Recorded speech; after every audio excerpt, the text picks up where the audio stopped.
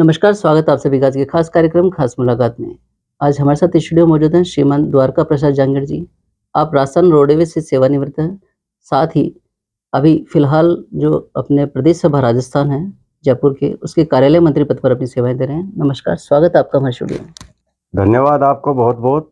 आपने मुझे Vishwakarma today news channel पे स्टूडियो में बुलाया, इसके लिए मैं आपको बहुत-बहुत धन्यवाद देता हूँ। सर, हम आपके शुरुआती जीवन के बारे में जानना चाहेंगे। नरेश जी, मेरा मूल निवास स्थान जो है, वो एक छोटा-सा गाँव चला, तहसील नीम का थाना है, जिला सीकर में आता है। अच्छा। वहाँ सन 1959 59 में मेरा जन्म हुआ था। लगभग 61 या 62 में मैं परिवार के साथ जयपुर में आ गया था। अच्छा। उसके बाद से मैं लगातार जयपुर में रह रहा हूँ। यही मैंने पढ़ाई की है, यही मैंने नौकरी की है, यही मैंने समाज में जुड़ा हूँ जी। और इसी जुड़ाव की वजह से मैं आज समाज की जो प्रदेश सभा है राजस्थान की, उसमें भी कार्यालय मंत्री के पद पर कार्यरत हूँ। बहुत बढ़िया। मेरे पिताजी रामेश्वर लाल जी जांगड़ थे, जो 22 गोदाम में एक सीडी मेटल नाम की इंडस्ट्रीज हुआ करती थी, उसमें कार्य करते थे। उसके पश्चात उन्होंने उस फैक्ट्री को ठेके पे लेके और वहाँ काम किया। हम 5 भाई बहनें हैं, 2 हम भाई हैं, 3 बहनें हैं। सर, आपकी शिक्षा के बारे में जानना चाहेंगे। शिक्षा मैंने जयपुर में ही आके स्टार्ट की थी। रेजिडेंसी स्कूल में मैंने शिक्षा ग्रहण की 6ठी तक। अच्छा। उसके बाद मेरे पिताजी ने मकान बना लिया पानी पेच नेहरू नगर में। जी। उसके बाद मैं 8th क्लास तक लेबर कॉलोनी स्कूल में पढ़ाई करी। उसके बाद मैंने दरबार सीनियर सेकेंडरी स्कूल में 9th और 10th करी, जी। लेकिन किसी कारणवश मेरी 10th नहीं हो सकी, इसलिए मैंने उसको छोड़ के जी। और फिर पिताजी के साथ ही कार्य करना चालू किया। जी। उसके पश्चात मैंने 75 और 76 में जयपुर में ITI करी मोटर मैकेनिक पेट्रोल से। अच्छा। सर, सरकारी सेवा में आपको अवसर कैसे मिला और उसके कार्यक्षेत्र के बारे में बताएँ? 76 के बाद फिर 2 साल तक मैं पिताजी के साथ ही कार्य करता रहा। जी। हालांकि मेरा उस समय नौकरी करने का कोई इरादा नहीं था, लेकिन पिताजी के जो परिचित थे उन्होंने उनसे कहा कि नहीं, इसको आप नौकरी करवा दो। तो पिताजी ने फिर उनका कहा माना और मुझे कहा आप तो फार्म तो भर दो, जी। फिर देख लेंगे। उन्होंने फार्म भरवा दिया मेरे से, फिर मैं निश्चिंत हो गया, छोड़ ध्यान ही नहीं दिया। 78 फरवरी में मेरे पास कॉल लेटर आया कि जी। आप ड्यूटी ज्वाइन करिए। मैं फिर भी 2-3 महीने और निकाल दिए मैंने। उधर से मेरे पास दबाव आता रहा कि आप ज्वाइन करो। जी। फिर 3/6/1978 को अच्छा। मैं डीलक्स डिपो खुला था, ये नया, यहाँ अपने पानी पेज टीबी सेंटोरिया पे। अच्छा। वहाँ मैंने नौकरी ज्वाइन करी जी। और 83 तक मैं वहाँ रहा। 84 में हमें रेगुलर कंफर्म कर दिया गया, ठीक है। तो मेरा स्थानांतरण बूंदी हो गया था। बहुत बढ़िया। 2 साल तक मैं बूंदी रहा। फिर किसी परिचित के द्वारा मैंने जयपुर ट्रांसफ़र करवा लिया। ठीक है। फिर मैं वापस उसी डीलक्स डिपो में आ गया, जो 2002 तक वहाँ रहा मैं। जी। उसके बाद किसी कारणवश मेरा स्थानांतरण तिजारा हो गया। 2002 से लेके 2004 तक मैं वहाँ नौकरी करी। जी। फिर मैंने अप्रोच लगाई किसी परिचित के द्वारा और 2004 में मुझे यहाँ जयपुर सेंट्रल वर्कशॉप, जो अपने चोमू हाउस में स्थित था, वहाँ मेरा स्थानांतरण हो गया। जयपुर। सेवानिवृत्ति 2019 दिसंबर तक मैं वहाँ कार्य करता रहा। जी। मैं एक हेल्पर के पद पर नियुक्ति दी थी जी। और सेवानिवृत्ति के समय मैं एक जूनियर फोरमैन के पद पर रिटायर हुआ था। बहुत बढ़िया, बहुत-बहुत बधाई। सर, समाज में आपका जुड़ाव कैसे हुआ और आपके प्रेरणा सूत्र कौन रहे उसके बारे में थोड़ा-सा बताएँ? समाज से जुड़ा मेरा मेरे ताऊ जी के लड़के मदन लाल जी पवार चला वाले के नाम से जो मशहूर थे, जी, वो समाज की संस्थाओं से बहुत ज़्यादा जुड़े हुए थे।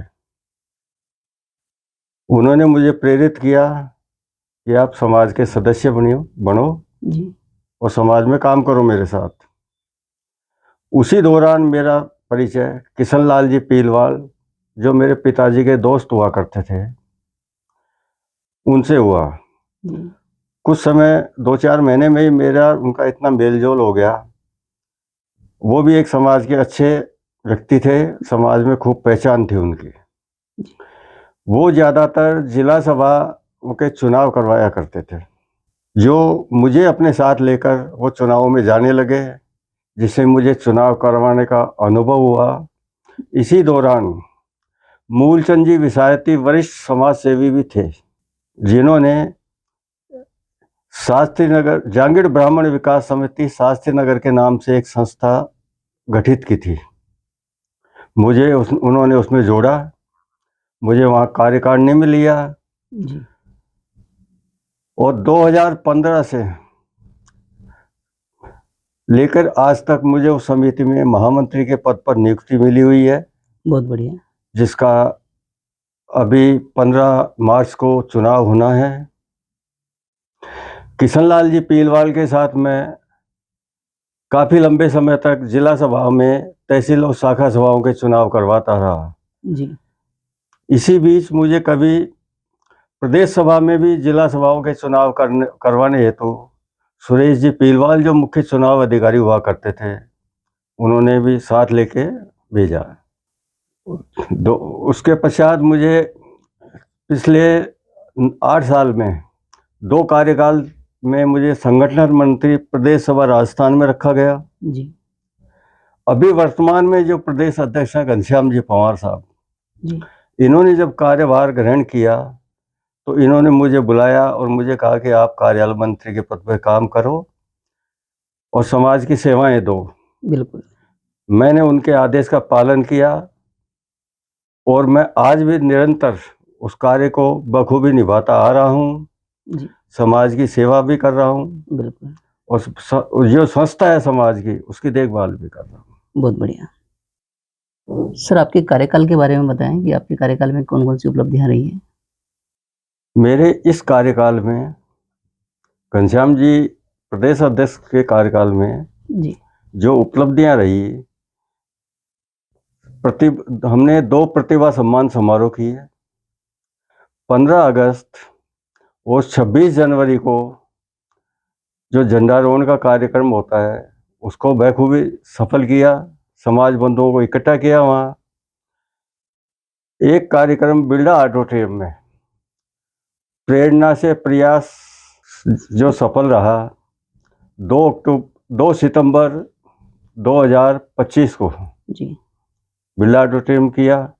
उसमें बहुत से समाज के बच्चे, युवा आए, उसको सफल करा।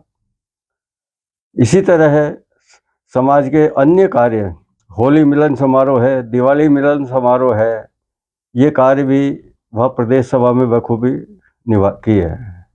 इसके अलावा अभी हाल ही में हमारी युवा प्रकोष्ठ द्वारा एक क्रिकेट प्रतियोगिता का आयोजन पूरे राजस्थान का जयपुर में भवानी निकेतन शिक्षा ग्राउंड में किया गया, जो 24 जनवरी से 29 जनवरी 2026 तक था, बिल्कुल, जिसमें पूरे प्रदेश से खिलाड़ी आए और खूब भाग लिया उन्होंने।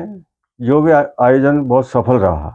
जी, हर वर्ष विश्वकर्मा पूजा दिवस पे पूजा अर्चना की जाती है, समाज बंधु इकट्ठे होते हैं और विश्वकर्मा जयंती की पूर्व दिवस पर जो रैली निकाली जाती है जिला सभा द्वारा, उसमें भी प्रदेश सभा का सहयोग होता है, जो हम बखूबी निभाते हैं। जी।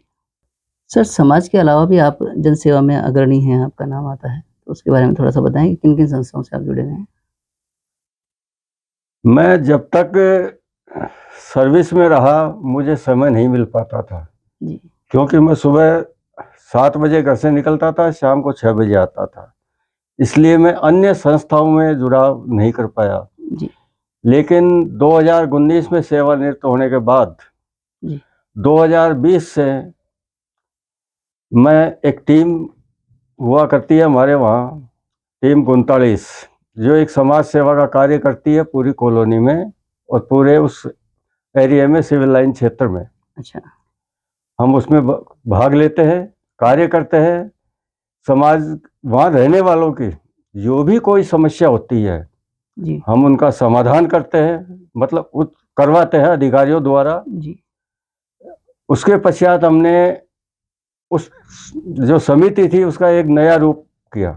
अच्छा हमने एक ऑल इंडिया लेवल की ट्रस्ट गठित की, जिसका हमने रजिस्ट्रेशन करवाया है, करीब 3 साल हो गए उसको।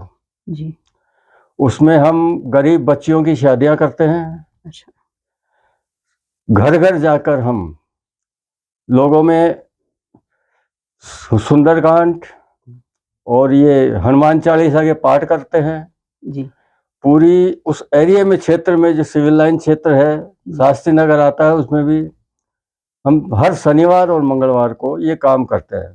उसके अलावा हम कथाएं भी करवाते हैं मंदिर में।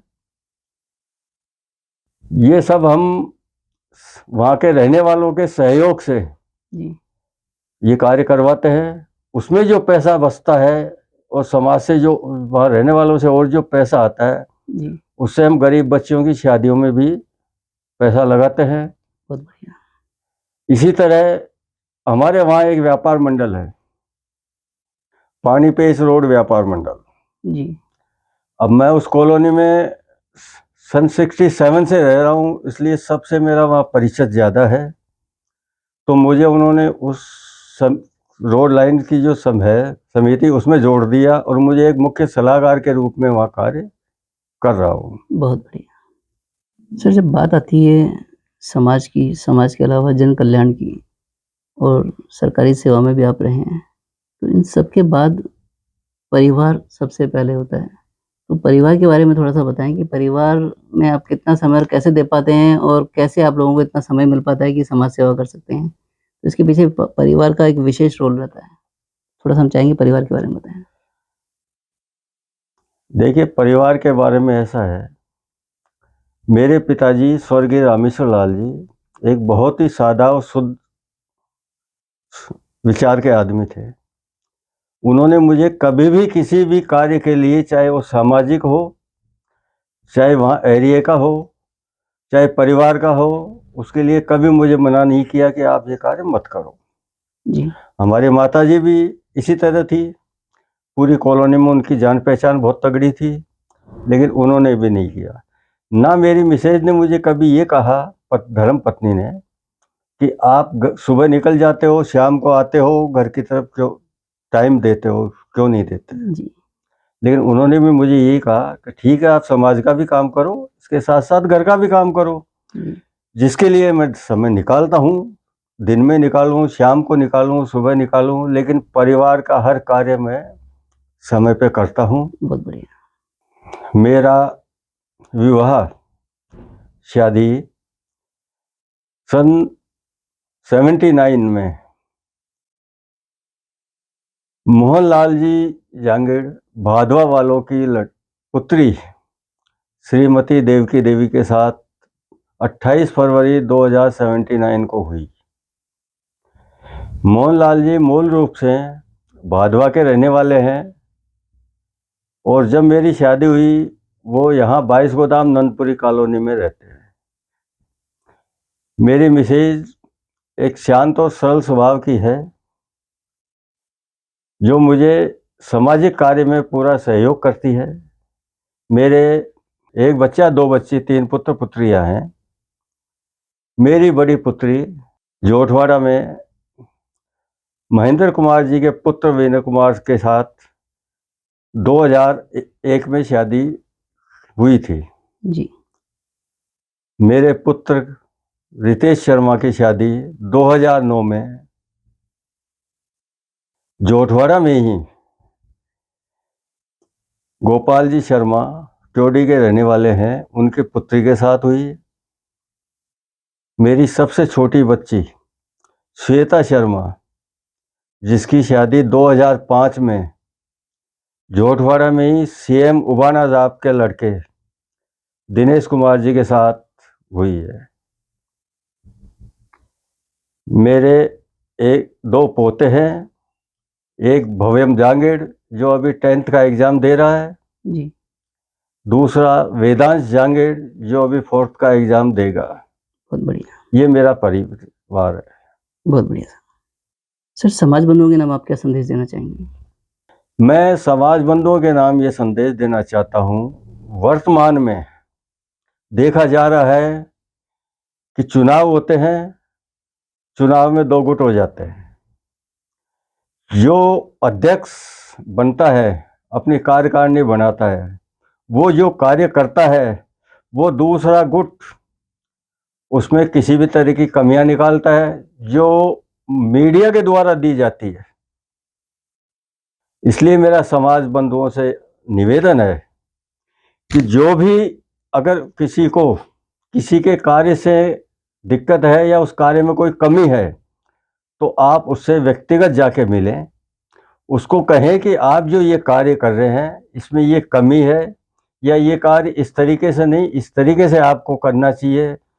समाज को एक जाजम पे बैठ के समाधान निकालना चाहिए उसका, और एक साथ रह के समाज उन्नति की ओर बढ़ सकता है। इसलिए मेरा सभी से निवेदन है कि आप सब एकजुट होकर समाज को विकास की ओर आगे बढ़ाएं, इसके लिए एक दूसरे का सहयोग करते रहें। धन्यवाद।